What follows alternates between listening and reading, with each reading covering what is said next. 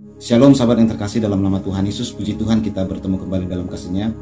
Saya akan merespon dari pernyataan seorang yang komen di salah satu video saya, berkata bahwa otak saya adalah otak B2 atau otak babi ya. Hahaha, ternyata otakmu Jamal otak B2. Tidak lebih kau buat konten lama ini demi perpuluhan menipu para oten. Dalam video ini Bu menyampaikan tidak setuju dengan perkataan umat oten dalam penggunaan kata Allah. Kau potong-potong videonya, nggak ada data jelas. Tapu nggak apa-apa yang kau tipu kaum oten untuk para oten belahar yang cerdas agar tidak ditipu sama si Jamal B2 ini. Kalian udah tahu belum? Ternyata ada babi dalam beberapa produk loh. Yang pertama ada porsin, umumnya digunakan pada industri obat-obatan atau medis. Yang kedua yaitu lard. Lard ini merupakan lemak babi, nah biasanya terdapat pada sabun-sabun. Yang ketiga yaitu B2. B2 ini sebutan makanan atau daging yang ada di Indonesia. Dan yang terakhir yaitu soy milk. Nah ini biasanya ada di produk lotion atau milk cleanser. Nah sekarang sudah tahu kan? Jangan lupa kalau beli makanan atau beli produk dicek dulu ya bahannya. Obat ini mengandung babi dan boleh dijual di Indonesia. Ada yang tahu nggak? Kalau nggak ada yang tahu, sini-sini ya tak kasih tahu. Jadi teman-teman, ini itu adalah obat golongan heparin, di mana dia berfungsi sebagai antikoagulan. Fungsinya apa sih antikoagulan itu? Dia mencegah darah supaya tidak membeku. Loh, terus kenapa ya kok dibikin darah itu tidak membeku? Nah, misalnya ada pembekuan pembuluh darahnya ini ya, itu di daerah jantung. Sehingga yang terjadi adalah aliran darah ke jantung akan terhambat. Itulah yang menyebabkan serangan jantung. Jadi fungsi obat ini lebih ke arah emergensi. Sehingga ketika dokter memberikan obat ini kepada pasien yang muslim, maka pasien tersebut harus dikasih tahu. Jadi teman-teman, setelah kamu tahu fakta bahwa obat emergensi ini mengandung babi, kira-kira menurutmu boleh nggak dipakai ya? Babi tidak bergizi. Ternyata itu mitos. Faktanya adalah lemak babi masuk dalam 10 besar dari 100 makanan paling tinggi nutrisi.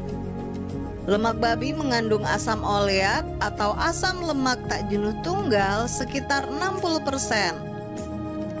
Asam oleat jenis ini diketahui baik untuk jantung, arteri, kulit, serta mampu mengatur kestabilan hormon. Berikut kandungan gizi daging babi. Untuk per 100 gram daging babi mengandung kalori, lemak, protein, kalsium, fosfor, dan zat besi. Dalam daging babi juga terdapat niacin, thiamin, folat, riboflavin, dan vitamin B6. Ya sahabat yang terkasih, sebelum saya menjawab pernyataan dia ini, saya bacakan ayat firman Tuhan dalam Injil Matius pasal yang ke-7 ayat ke-15 dimulai. Judulnya begini: hal pengajaran yang sesat. Waspadalah terhadap nabi-nabi palsu yang datang kepadamu dengan menyamar seperti domba, tetapi sungguhnya mereka adalah serigala yang buas. Dari buahnya lah kamu akan mengenal mereka. Dapatkah orang memetik buah anggur dari semak duri atau buah ara dari rumput duri? Ayat ini sangat menjelaskan kepada kita sahabat, bagaimana kita mengetahui ajaran nabi palsu dan ajaran-ajaran kepercayaan yang sesat. Jelas sekali di ayat yang ke-17 dikatakan lagi, demikianlah setiap pohon yang baik menghasilkan buah yang baik, sedang pohon yang tidak baik menghasilkan buah yang tidak baik. Sudah pasti sahabat, orang yang mengikuti nabi-nabi palsu menurut Alkitab ini ya, yang mengikuti ajaran sesat menurut Alkitab ini, kita melihat dari buah mereka, apa yang mereka lakukan, buah-buah kepercayaan yang mereka anut. Ayat yang ke-19, dan setiap pohon yang tidak menghasilkan buah yang baik pasti ditebang dan dibuang ke dalam api. Jadi dari buahnya lah kamu akan mengenal mereka. Tegas firman Tuhan berkata, dari buahnya lah kamu mengenal mereka. Dari buahnya sahabat, dari buahnya, lihat mereka. Ajaran nabi palsu, ajaran-ajaran sesat menurut Alkitab, tegas berkata, dari buahnya. Dari buahnya. Bukan setiap orang yang berseru kepadaku, Tuhan, Tuhan, akan masuk ke dalam kerajaan sorga, melainkan dia yang melakukan kehendak Bapakku di sorga. Jelas ya sahabat yang terkasih, bukan orang yang ngaku-ngaku katanya percaya Yesus, cinta Yesus gitu ya, tetapi tidak mengikuti ajaran daripada Tuhan Yesus. Ajaran Tuhan Yesus adalah ampunilah musuhmu. Bukan dikatakan geruduklah musuhmu, penjarakanlah musuhmu, aniayalah musuhmu, atau laranglah musuhmu untuk beribadah. Bukan begitu sahabat ajaran Tuhan Yesus. Kasihilah musuhmu, berdoalah buat mereka yang membenci atau menghina kamu. Pada hari terakhir, banyak orang akan berseru kepadaku, Tuhan, Tuhan, bukankah kami bernubuat demi namamu? Mereka merasa bahwa ajaran mereka dinubuatkan, nabi mereka dinubuatkan, kepercayaan mereka dinubuatkan atas nama Tuhan. Karena ini konteksnya pengajaran Tuhan Yesus mengenai nabi palsu dan ajaran sesat. Jadi kita harus tahu sahabat, harus runut kita membacanya ini. Jelas ya, harus runut. Ini tetap mengenai nabi palsu dan ajaran sesat. Mereka merasa agama mereka dinubuatkan, padahal baru muncul, kan gitu ya. Dan mengusir setan demi namamu. Nah, mereka merasa bahwa mereka mengusir setan atas nama Tuhan, padahal mereka sekutunya setan, kan gitu. Pada waktu itulah aku akan berterus terang kepada mereka dan berkata, aku tidak mengenal kamu, enyahlah daripadaku, kamu sekalian pembuat kejahatan. Pembuat kejahatan. Mereka suka berbuat kejahatan, melakukan kejahatan. Mereka pikir dengan melakukan kejahatan, membela kepercayaan mereka dengan melakukan sebuah kejahatan, dia pikir sedang menjalankan perintah Tuhan. Inilah yang dimaksud oleh Tuhan Yesus. Waspada ajaran sesat dan nabi-nabi palsu. Jelas itu sahabat ya. Runut ayatnya sampai ke bawah. Karena ini konteksnya peringatan dari Tuhan Yesus mengenai ajaran sesat dan nabi palsu. Jadi nabi palsu itu merasa bahwa dia dinubuatkan, dia melakukan mujizat, dia mengikuti ajaran Tuhan, padahal yang dia lakukan adalah pembuat kejahatan.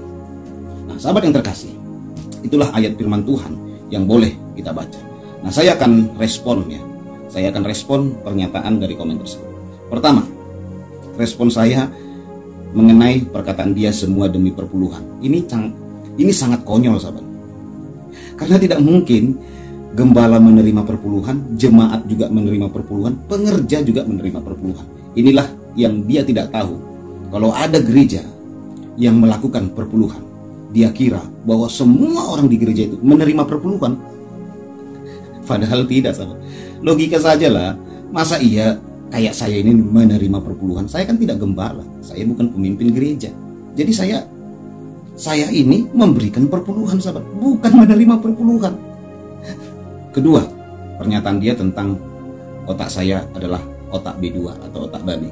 Ya tadi sudah kita tonton videonya, bagaimana manfaat babi bagi kehidupan manusia. Jangan-jangan yang komen ini juga sudah ada vaksin-vaksin atau obat-obat yang terbuat dari babi sudah masuk dalam tubuhnya tanpa dia ketahui.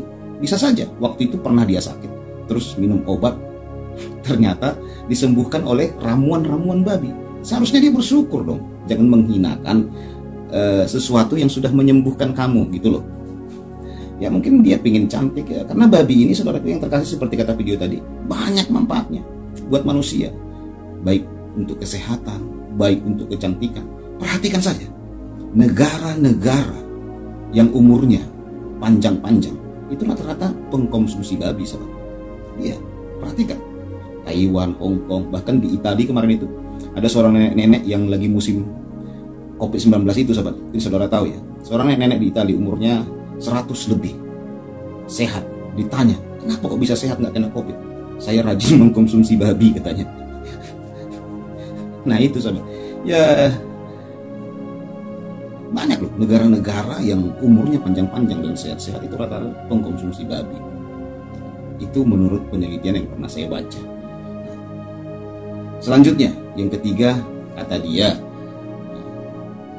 ngapain kau upload video lama? Katanya. Loh, dari awal saya sudah katakan itu memang video lama. Saya hanya respon dengan pernyataan ibu muslimah itu. Tutup semua gereja-gereja yang ada di Malaysia ini. Pernyataan dia itu kan sangat jelas, sahabat. Bahkan dia ingin menghancurkan orang-orang kafir atau orang-orang yang di luar Islam. Apakah begitu agama rahmatan lil alamin menghancurkan gereja? Nah, itu yang harus kita respon. Karena kita ini non-muslim, sahabat. Udah pasti kita tertuduh. Bagi mereka kita ini kafir. Apakah kita mau tempat ibadah kita akan dihancurkan oleh dia? Nah, makanya kita respon, sahabat. Walaupun itu video lama, tetapi video itu sudah sangat banyak sekali beredar. Bukan saya pertama. Sebelum itu bahkan tahun-tahun sebelum saya sudah ada yang mengupload video itu. Video itu terkenal. Bahkan video itu sampai sekarang masih viral. Masih banyak yang memviralkan. Gitu. Ya, saya baru-baru ini saja. Nah, ketiga, kata dia menipu. Di mana yang saya tipu? Yang saya upload itu juga pernyataan ulama, pernyataan ibu muslimah tersebut. Apakah ulama tersebut penipu? Apakah muslimah tersebut penipu? Kenapa Anda tuduh saya menipu? Saya hanya meluruskan tuduhan mereka tentang orang kafir. Meluruskan tuduhan mereka tentang orang Minang. Kan di situ ada ya, bahwa orang Minang dilarang bergereja menggunakan atribut-atribut Minang. Itu saya luruskan. Di mana tipuannya? Ya, semogalah saudara kita yang komen ini bertobat ya.